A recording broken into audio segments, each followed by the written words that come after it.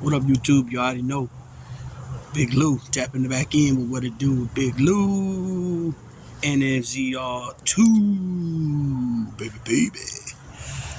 If you haven't already, be highly appreciated if you sub, like, and share the channel. If this is the first time coming to the channel, and share it with your family, friends, folks, peoples, gente, buddies, pals, amigos, amicos, and how us Puerto Ricanos, Boricuas say friends, panas, right?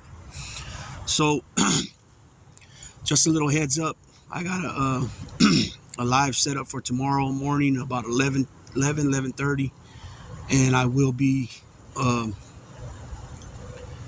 describing my first ever XL American Bully show, and intermingling with the other American Bully owners, and also business kennels, and I'll be promoting everybody's business cards and any flyers that I picked up from future events. I'll be sharing those as well, and shouting out everybody's IG or Facebook, whatever social media platform they have on their card. I'll be sharing those, and some of them have multiple social media, so I'll share whatever it says in the card, and then, like I said, I'll be going over what I thought about it, what I seen, describe about what I seen, and but overall it was a hell of an experience for the first time ever going. But as you can see, this video here is about boxing, and it's about the possible upcoming fight with Keith one-time Thurman, the former unified welterweight champ, WBC, WBA, and the current unified champ, Errol the Truth Spence, who is currently the WBC, WBA, and IBF welterweight champ. The only belt he needs to become undisputed is the WBO, that's currently held by, we all know, Terrence Bud Crawford. Doesn't look like we're going to get that fight anytime soon. These guys are already in their 30s. Bud Crawford's 35, which he's ticking towards, what people would call over the hill. You know what I'm saying? As far as boxing wise, which I would say that's probably about 38. But not everybody's the same. But anyways, this is not about Terrence Crawford. This is about one-time Thurman and the Truth Spence. But they will be fighting at 154, from my understanding. I'm not sure yet if the contract signed, but I'm sure that we're going to get this fight. I'll post in the comments after I post after the video is uploaded, if there is a contract signed, and I'll put it in the comment section.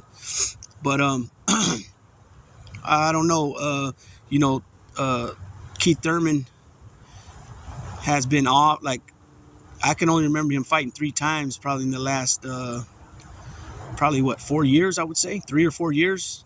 He fought Pacquiao, he fought Jose Cito Lopez, and he fought Mario Barrios. Barrios had just came off a loss to Tank Davis, went up in weight from junior welterweight to welterweight to fight Thurman, and according to him, according to Barrios, Tank Davis hits harder. So, that doesn't sound too good for Keith Thurman, for him being a bigger man. Even though Barrios is taller and all that, I mean, he went up in weight. At that time, his frame was smaller.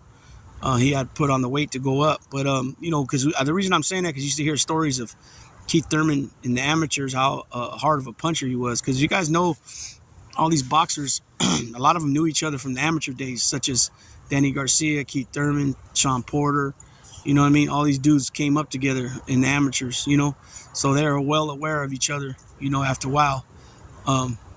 Same thing with Terrence Crawford, you know what I mean? So, and they're always saying that Keith Thurman punched hard. He was a heavy-handed fighter. But it's just, after he got some fame and won a couple titles, it just seemed like he don't have that hunger. But, he came off a few injuries, and then he got dropped by Pacquiao, which I believe that was his first time he ever got dropped, and I think the only time he's ever got dropped.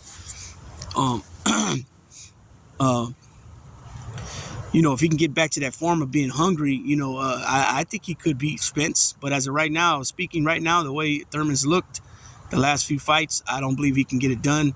I mean, he would literally have to just beat him bad. I mean, like, not besides knock him out, he would have to, because obviously knockout would get a win, but he would have to literally like beat him. I mean, beat him like more, numerous rounds, and just give him a hell of a boxing lesson. But on top of a boxing lesson, he would have to show that he's hurt him, he rocked him. You know what I'm saying? In order for him to get a win, I just feel that Spence is on a, he's steamrolling right now. He's on a 28-0, a 28 fight win streak. Coming off beating some good fighters, ex-champions and champions, Ugas, Porter, Danny Garcia, Kell Brooks, Mikey Garcia. You know what I mean? All these guys are highly decorated fighters. And he came out on top against all of them. So, not to say it can't be done, because every boxer has a puncher's chance, right? They hit him with the right punch. Even even a boxer that's not even known to have punching power can catch somebody in the right spot and ring their bell. You know what I'm saying? It's inevitable. It can happen, and it does happen all the time. We always have upsets. It's that old saying, on any given Sunday. Even though that's a football saying, it still applies to anything in my book when it comes to winning. Where'd you go, Daisy? Okay, I see you. So yeah, I believe that I believe that Thurman could win if he really gets motivated and gets back on track and gets that desire and that hunger back. You know what I mean? I believe he can win, but I wouldn't bet my money on it at this point in his career. Spence like I said, he's got too much momentum going right now. He's on top. He's got 3 belts in that welterweight division. Even though, like I mentioned, it said they're going to fight at 154, which is, depending on what sanctioning body, it's either considered junior middleweight or super welterweight, which they're both the same thing. It's 154 pounds. It's the same division. So I don't know if he's just going to fight, if they're just going to fight at that weight, or is Spence vacating those titles and he's moving up in weight permanently. I'll find that out later too, or we will find that out later. Because like I said, at this point, him or Spence or him or Crawford ain't gonna sign. They're obviously from 2 different promotions. Well, I think Crawford's a free agent, but he don't belong to PBC and Al Heyman. So, that's the part that sucks about boxing, man. The politics are too much involved, and the only way these fights are being made if both fighters are from the same stable. You know what I mean? That way, that promoter gets all the money, and there ain't no splitting nothing. And that's the problem. You got 2 top-notch fighters, both undefeated. Spence got currently 3 belts, like I mentioned. He's a unified champ, and Crawford only has 1, but he's also an undisputed champ at another division and a champion at another division. So he's a 3-division champ with multiple titles. So, in my opinion, it should be split 50-50 down the line. Somebody's going to have to be the A and somebody's going to have to be the B. That's just the way it is. But nobody wants to be the B. So it's all just a bunch of bullshit. And like Crawford decided to fight Adesanya, and so now Spence is fighting somebody else, which is supposed to be Crawford. Spence is going to fight somebody else, which is going to be Thurman, one-time Thurman. So if he defeats Thurman, that's just putting another big name on his resume. You know what I'm saying? Obviously, Thurman is a bigger, has a greater resume compared to that dude that Crawford fought. So if Spence beats him, it's another world champion, a unified world champion that he got a W over on his resume. So it's just putting more, connecting more dots on his legacy as a fighter by him fighting Thurman, which I think is a good move for him. From my understanding, neither camp wanted to fight Ennis. I believe, and I also believe that Crawford said it's too big of a risk. And that goes to Mayweather, making a big deal about that. And so a lot of fighters now are following that footsteps, and they don't want to be, they don't want to lose that. It's just one of those things, man. But all the great fighters, you know, besides Marciano, back in the day, it was only Marciano, 49-0. Larry Holmes came close. He was 48-0 when he lost to Michael Spinks, and then he lost another one to Michael Spinks, and then he ended up losing like 6 or 7 fights, 8 fights by the time his career was over. And then you got Finito Lopez, Ricardo Finito Lopez, who I think he finished 53 wins, 0 losses, and 1 draw. So even though he doesn't have a loss, his record would be considered perfect because he has 1 draw. Nonetheless, that takes nothing away from him. And then you got Andre Ward, 32-0, and you got Floyd Mayweather, 50-0. So those are only 4 fighters I can think of that have titles in multiple divisions and retired undefeated, you know. But because of Mayweather, you know, changing the game of boxing, just as Steph Curry changed the game of basketball, you know, a lot of guys don't want to even take a chance, it seems, with certain fighters that are already like proven fighters, like Gerard, like Ennis, Boots Ennis. Even though he hasn't fought no real contenders or anything yet, he's still 28-0 with like 25 knockouts, I think.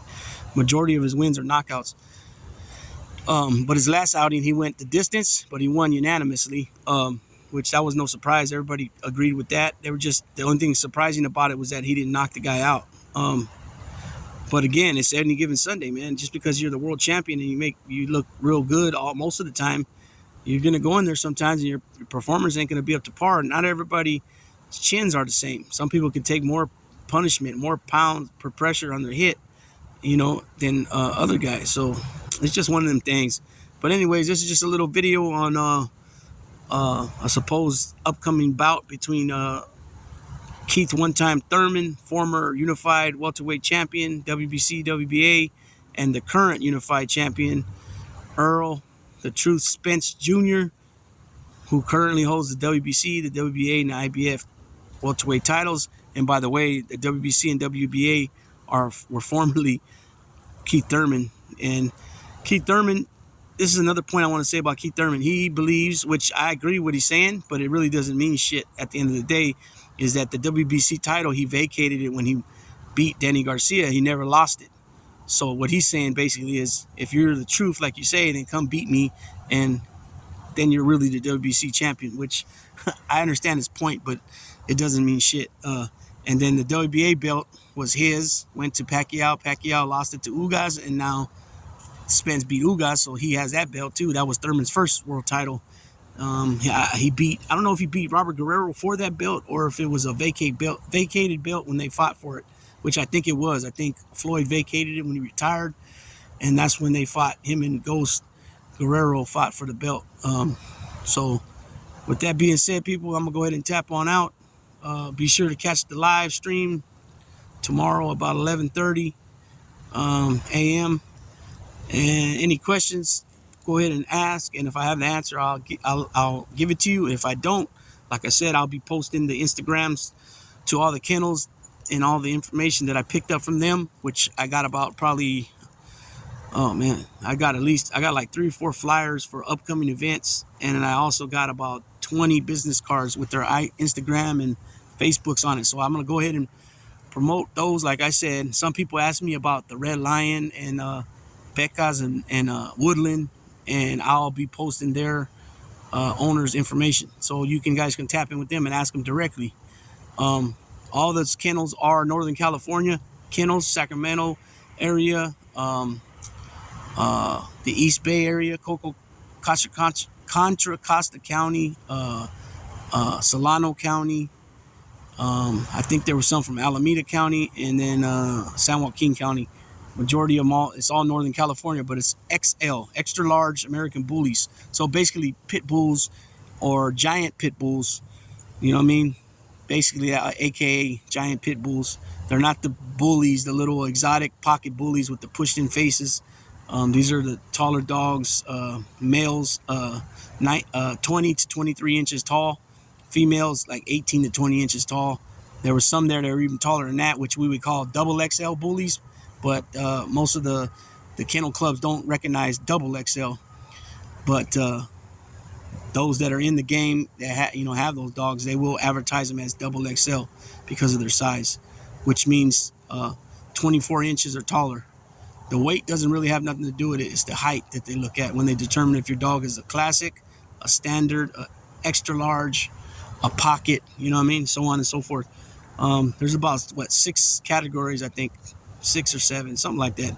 I'm only interested in the XL.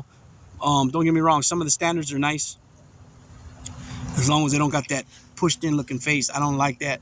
To me, and the reason I don't like that, because most of the dogs got breathing issues like a bulldog does, because that's what they look like, and that's what their bloodline is. English bulldogs, or old English bulldogs. So it basically means their nose is close to their head, and that's there's a scientific name for that, but in layman's terms, it's called bulldog face. So, anyways, I'm not taking them from the bulldogs. They're nice. They're nice looking dogs. And then my sister has 3 French bulldogs.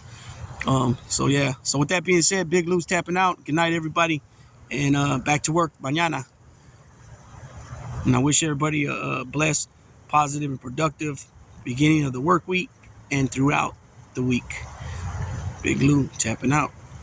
And Daisy, tell everybody good night.